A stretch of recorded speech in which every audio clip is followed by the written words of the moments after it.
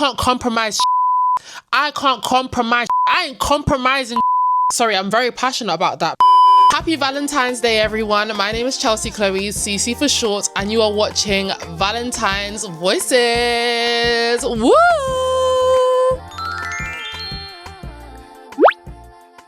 Guys, basically, Valentine's Voices is a series, I guess, that I've started from like 2024. I didn't do it last year, but this year, Valentine's Voices. I said, I like Valentine's Day.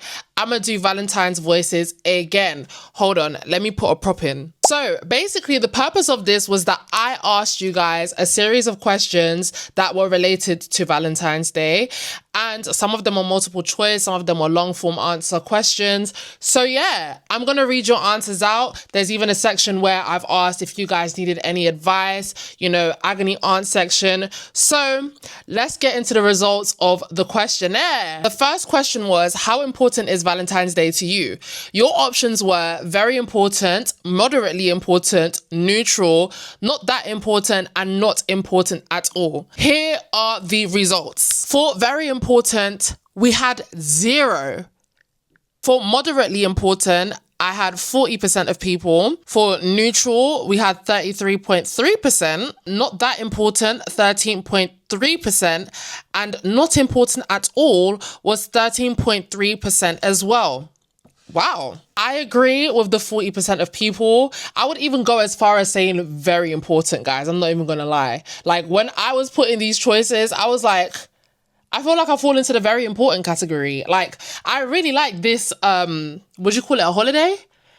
I like Valentine's Day. I think it's sweet. I think it's cute. So yeah, it's important to me. Right. My next question was, has your feelings towards Valentine's Day changed over time? And your options were yes or no. 60% of people said no. And 40% of people said yes. I feel like, me personally, yes. And if anything, I've probably taken it a bit more serious, as in like really taken in the day of love. So yeah. Now, the next question was to feel free to explain how your feelings have changed or not changed over time, and make sure you say whether you said yes or no. Here are some of your answers. Somebody said, I said no, as I believe Valentine's Day shouldn't just be one day to represent love. It's more of a social love experiment, as people are too involved in your love life. Valentine's should be a day where couples should be off their phones. I see. Like, bonding time type of thing and stuff. And I completely get what they mean by like, we shouldn't only use Valentine's Day to represent love. I agree with that. But I also feel like you should really be like, it's basically an opportunity to show someone that you love them so much. Like, so why not do it? Do you get what I mean? Somebody said, no, they haven't changed. I've always thought Valentine's Day is a beautiful day to celebrate the people you love, platonic or romantic. I agree. I'm with you. Next point was, although I believe your partner should show you love every day, Valentine's Day in particular is the one day in a year that they should most definitely, I'll even put that in bold, show you how much they love you and appreciate you. Where they can show you how intentional, attentive, and loving they actually are towards, and of course, for it to also be reciprocated. To be loved is to be seen. This is exactly how I feel. This was put together nicely. Like, this is literally how I feel about it. It's the one day, like, you should obviously love your partner and show them that you love them every day. But this is literally a holiday specifically dedicated to love. Why would you not want to show your partner love? Somebody said, despite never celebrating Valentine's Day, I've never liked the whole theatrics of decorating bedrooms, etc., and posting them on the internet. I think it's very performative. I'd rather have something meaningful and fun. Oh, interesting. I see where this person is coming from in terms of it feels performative, because yes, to some extent, yes, because I feel like people focus on how does my Valentine's Day look to everyone else. I can't lie, I would like the whole theatrics. I want it all. And not necessarily to post, but because I know it would make me feel good. Like, to see it and to be in it. You know, I want to be in a bunch of rose petals. I want to see some Valentine's balloons, some love heart balloons. I want to see all of that. Oh my gosh, I forgot I had a buzzball chilling. Hold on, guys. Right, guys, I'm back, and this time with a buzzball. Somebody else said, I said no because I still find Valentine's Day significant as I'm getting older. Agreed. It's a day to show appreciation and love to your loved ones, whether in a relationship or platonic relationships. Agreed. Agreed. Every year, I don't think there's been a year where my mum has not been my Valentine, like, at all. Somebody said, when I was younger, I thought it was important, but once in a committed relationship, I realized it was more about perception and society. Ooh, interesting. I've never been in a romantic relationship before, so it'd be interesting to see if my opinions changed after that, because at the moment, I'm very much like, I really want to experience this. I really want to, you know, feel loved. But then at the same time, I do like that feeling. Like, when I celebrated my birthday, my mum came into my room at midnight with balloons and flowers and stuff. And that felt really, really nice to me. Like, I felt really like, it felt like a hug almost. It felt like a hug without her having to hug me. And then we hugged, and it's like an extra thing. It's like, ugh, just amazing. So the next question was, would you rather celebrate Valentine's Day in the country you live in or out the country you live in? And 80% of you said out the country, and 20% of you said in the country. Wow. I feel like I would prefer to stay here. I would prefer to, like, if I'm to go out the country, I would prefer to go somewhere like Paris or something, because it's the city of love, they say. So I don't think I would go on the Eiffel Tower. Maybe next to the Eiffel Tower, but not on the Eiffel Tower because I'm scared of heights. But yeah, maybe something like that. But I don't think I'd want to leave. I feel like I'd want to do like a staycation here or something. I don't know. Then again, I get the idea of out the country because there are places that do feel very romantic. So like, why not? Next question was, would you rather have dinner in a restaurant for Valentine's Day or do a takeaway? And 93.3% of you said restaurant, and 6.7% of you said takeaway. I think for me, I feel like I could do takeaway if we've decorated the house to really fit the theme of Valentine's Day and stuff. Whereas if you go to a restaurant, that's already sorted. Like, they know it's Valentine's Day. They're probably going to decorate it. They're probably going to put a rose in the middle of the table, whatever it is. And it's just going to feel very like romantic. Like, imagine a candlelit dinner or something. But yeah, I feel like I wouldn't mind either. But if I do it at home, like, the place has to be decorated and the theme needs to be like romance, Valentine's Day type vibe, you know? Next question was a Valentine's handwritten letter or Valentine's email/text. 93.3% of you said handwritten letter, and 6.7% of you said email or text. I would like a handwritten letter. I would absolutely want a handwritten letter. I think the only way that you could make me like the email is if it's filled with emojis, like love emojis and stuff. Or it's got like a cute GIF or something like that, you know? But I think I would prefer a handwritten letter. When you think about handwriting, like, my mind is thinking about journaling, and that's when you really pour your heart out. Like, you really need to use your number 6 and pour your heart out. So yeah, I think I would want a handwritten letter for sure. Right, okay, cool. So these next series of questions were a bit more long form. So the first question was, do you think you could give someone a chance after a bad first date? Feel free to explain your answer. Somebody said it depends on how bad it was and the situation. Somebody else said something similar. I feel like I could give someone a second chance if the first date was bad, if it was out of their control, out of my control. The things that happened were out of our control, basically. Somebody else said, no, it signifies the respect you have for me unless irrevocably out of their control. Exactly, yeah. I agree. I think also, like, if it's a bad first date, it just shows that we're not supposed to be together, basically. So someone said yes, for sure. If I feel there could be something there, yes, I will. People can be nervous or take time to come out of their shell. That is true. And I feel like that's something that you can notice though. But yeah, somebody said yes, I believe in second chances. Plus the whole point is to get to know the person.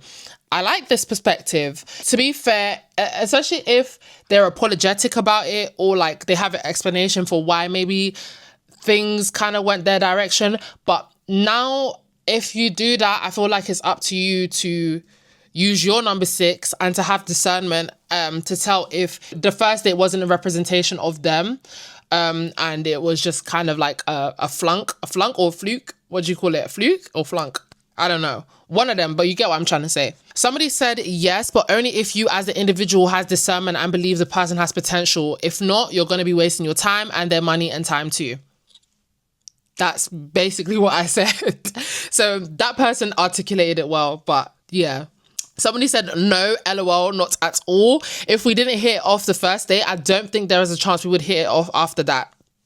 Fairs. So yeah. Somebody else said yes, first impressions do count, but the pressure of first impressions could make someone fumble, which is true.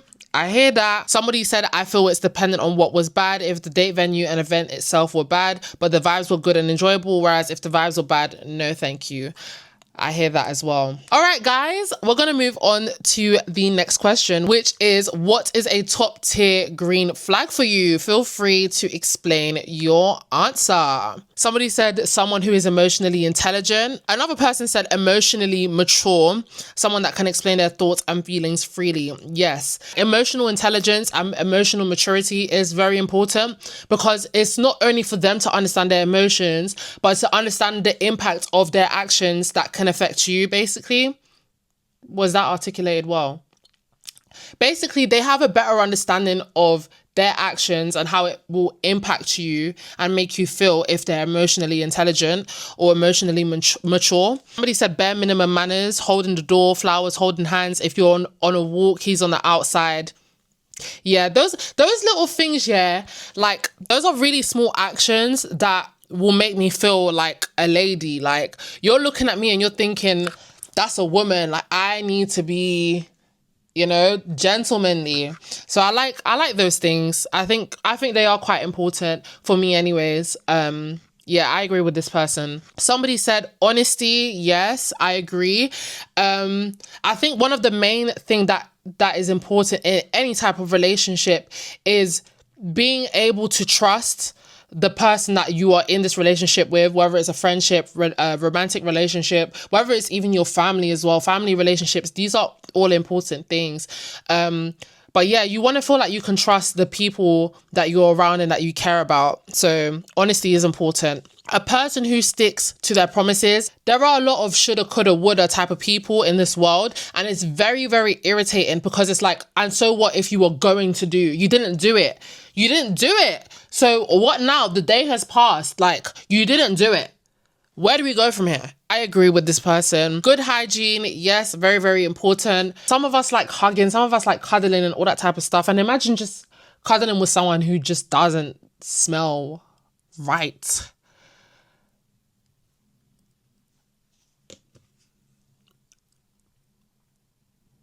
Somebody said listening. I think someone who listens is bound to understand you in a way someone who always talks won't. I agree with this for the most part. The only thing is some people be zoning out. So yeah. Actually, no, I agree with this wholeheartedly because if you're zoning out, you're not listening. So listening, yes, I agree with you. Reciprocated energy and effort, agreed. Thoughtfulness, consideration, kindness, and empathy. Those are all important traits. And not to toot my own horn, I know that I'm somebody with these type of traits. So when I've encountered people who don't have those type of traits, it's been a bit of a mind for me. Like, I take that type of personally, honestly. So yeah, emotionally intelligent and being intentional, yes, very important. A lot of people don't know what they want in this world. I feel like to be in a relationship with someone, you have to actually make the choice to be with them because you're going to have good days and bad days, basically. And I feel like with an intentional person, it's like, it doesn't matter whether the day is bad or the day is good, the day is bad. Either way, the choice is that I really like this person. I want this person to know that I care about them and I care about the longevity of our relationship. Do you get what I mean? So yeah, being intentional is very important. Someone with an empathetic personality, I agree. I feel like people with empathetic personalities tend to be very considerate people. Empathy, you're able to put yourself in other people's shoes. You don't even need the long explanation. You just know how like how your actions affect someone. When you're someone with an empathetic personality, you probably avoid a lot of unnecessary issues because you think about how your actions will affect the person that you're with. So yeah, I agree, someone with an empathetic personality. Then somebody said attentiveness, arranging plans based on my spoken interests. Yes, I agree. And to be loved is to be seen. So this is being seen. I feel like I'm really appreciative of things like that. And I also like doing that for the people that I care about as well. So yeah. Next question was, is there anything you learned about dating / romantic relationships that you feel is important for people to know? Somebody said that you and your partner are against the problem, not you against your partner. Agreed. It's very easy for arguments to become who has the better point. The bigger issue is the problem. It's not who has the better point. There's a problem that should have never happened. If there's a problem that should have never happened, find the solution. How is it not going to happen again? That's basically it. So somebody said, yes, communication is key, but it's important to know how to communicate with one another, how to talk with one another, and to acknowledge / understand each other. Yes, I agree.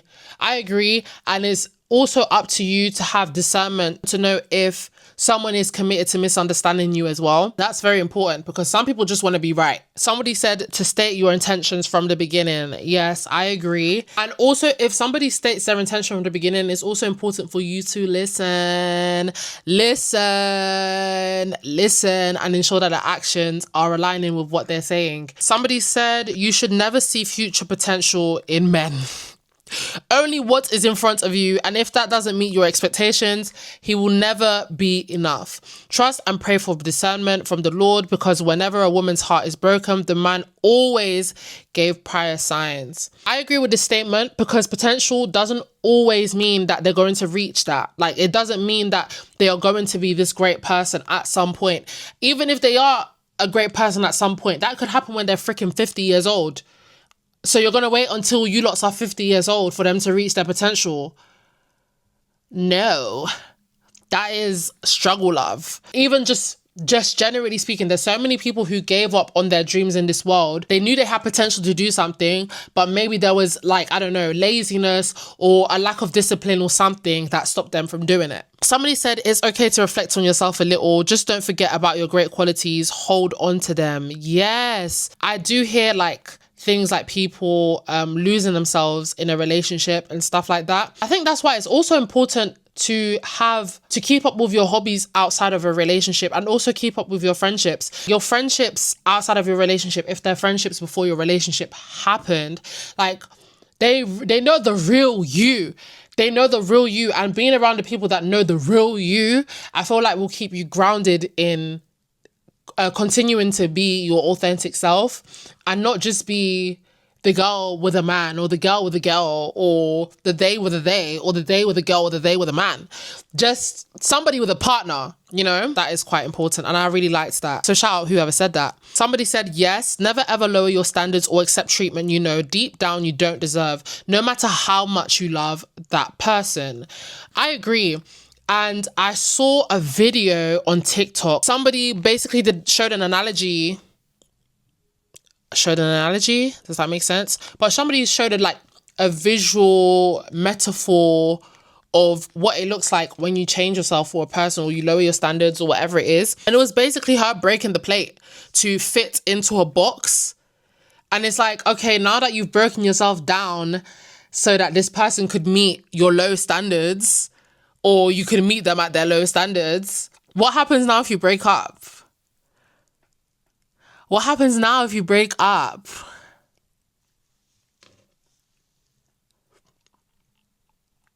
So yeah, I think it's very important as well. You really sit with yourself and think about what it is that you want. Think about what you want in life.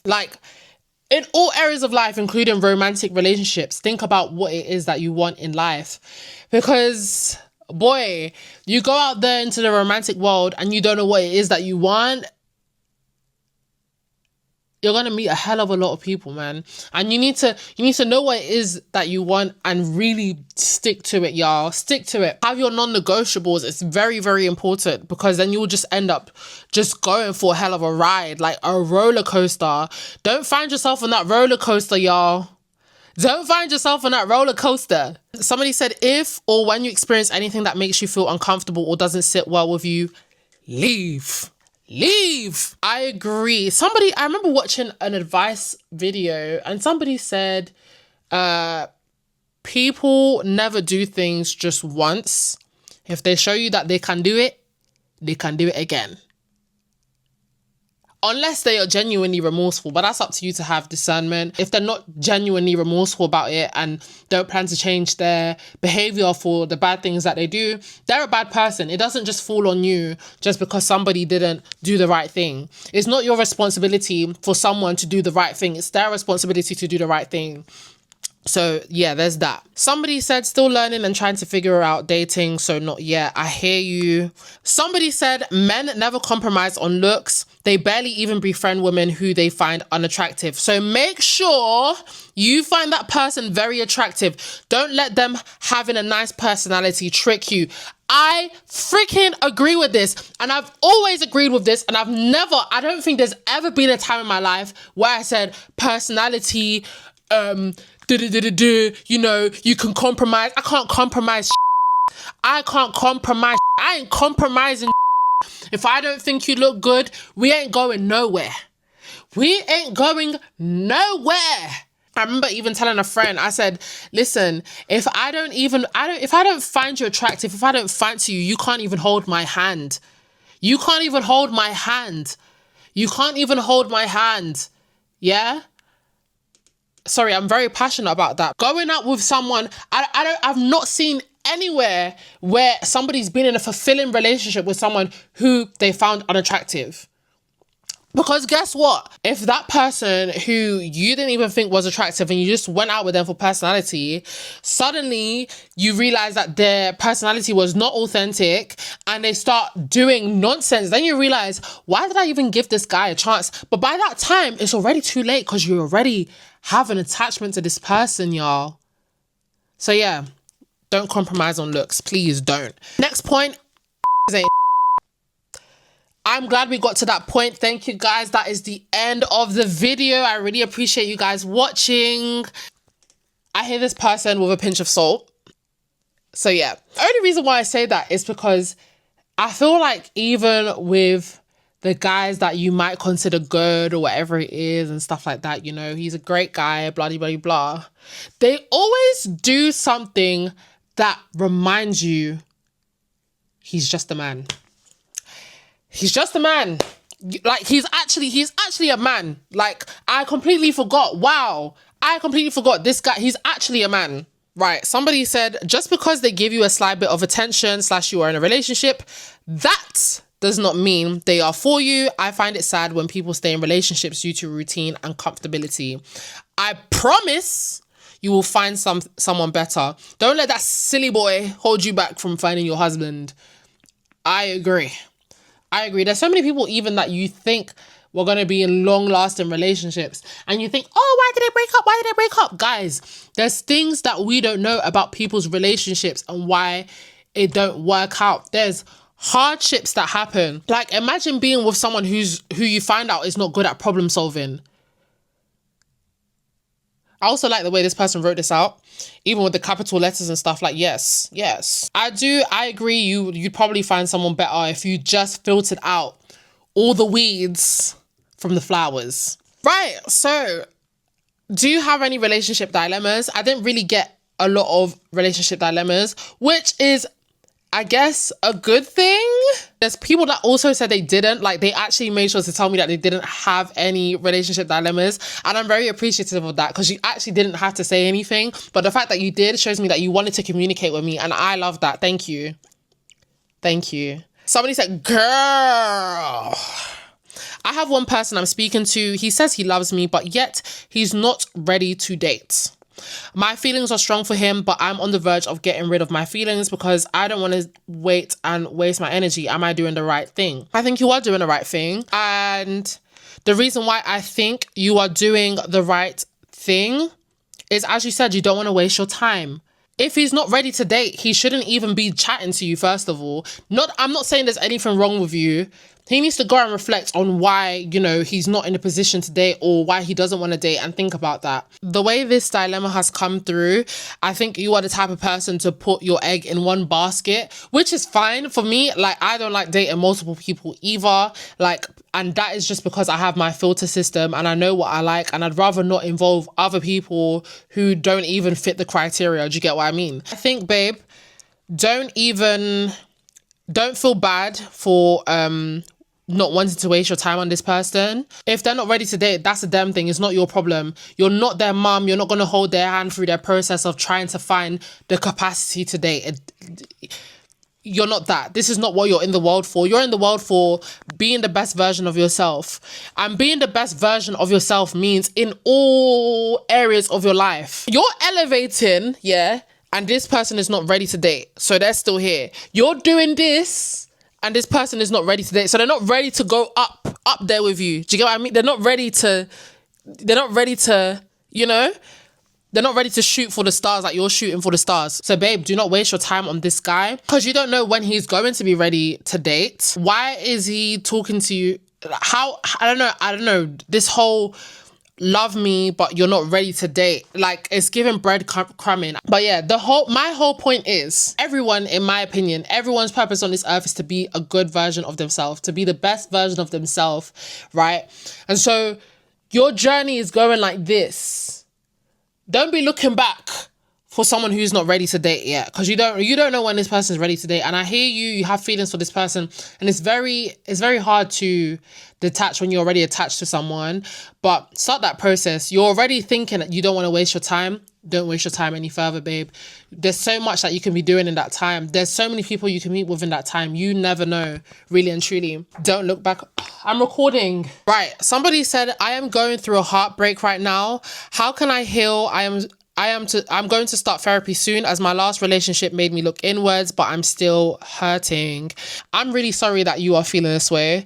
Heartbreak is heartbreak is so horrible because you actually don't know what to do with yourself. But it is important that I know there's a scientific explanation for this, but feeling pain is addictive. You're allowed to acknowledge your feelings.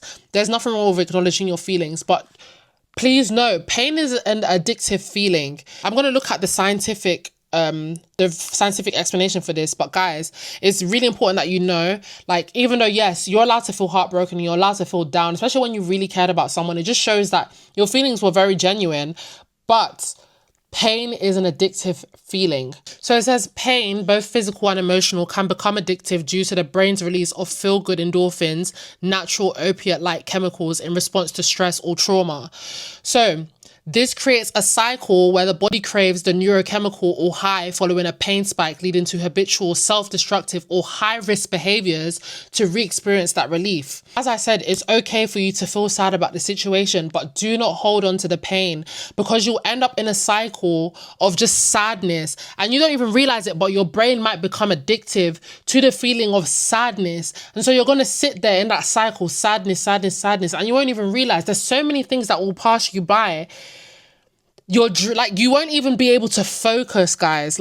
Do not hold on to pain for too long. When you know that you're feeling pain, know that you also deserve the freedom to feel joy. I'm really sorry that you're experiencing heartbreak, because it's one of the most, I feel like it's one of the things where it's you genuinely just don't know what to do with yourself, as I said. But again, you don't want to go into that cycle of constantly wanting to feel that feeling of pain, or just sitting in pain and not realizing that you're addicted to the feeling, and you end up in this never-ending cycle that's hard to break because you already created the cycle and it's become a habit for you to sit in pain. Don't do it to yourself. Heartbreak is like grief, basically. Grieving what could have been. And also, you're grieving a version of yourself and a version of a person that you are with. So yes, you're entitled to feel sad, but please do not sit in that loop of pain, because you'll be sitting in pain for time before you realize it. And again, as I said, I feel like everyone's purpose in this world is to become the best version of themselves. And if you sit in that loop of pain, you're not allowing yourself to be the best version of yourself. And you should know that you deserve the freedom of feeling joy. You deserve the freedom of being out of that loop of pain. You deserve that freedom to just be happy, the freedom of being able to focus. So please keep that in mind. Somebody said, hashtag need my scratched. That is all. Is somebody gonna match my nasty? But yeah, guys, thank you all for watching. I really appreciate you for watching. I appreciate everyone that gave a point in this video. This was fun. I love doing things like this. Now to edit, I hope it's easy, but yeah. Please make sure to subscribe to my YouTube channel, to like this video and to subscribe.